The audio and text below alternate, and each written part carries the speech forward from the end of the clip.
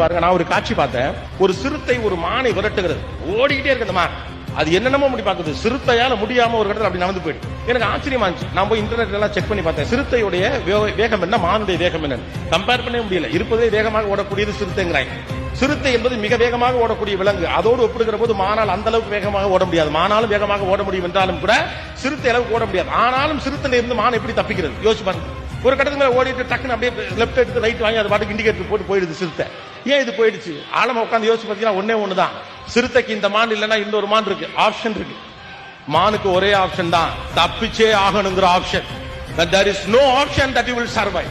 இலக்கை நோக்கி ஓடுறப்பலாம் நம்ம டயர்ட் ஆகிறதுக்கான ரீசன் என்னன்னா நம்ம மைண்ட்ல இன்னொரு ஆப்ஷன் வரும். இதை தொங்குறதுக்கு அதை பிடிச்சி தொங்கலாயா, இதை பண்றதுக்கு அதை பிடிச்சி பண்ணலாம். நோ, இதுதான் இலக்கு என்று நீங்கள் தீர்மானித்து விட்டால் அதை நோக்கி போங்க. அதில் நீங்கள் தோல்வி அடைகிற போது இலக்கை கைவிடாதீர்கள், செயல்முறையை மாற்றுங்கள், அவ்வளவுதான். When you are trying to reach some destination, if it is not working out, change the approach towards the destination, but not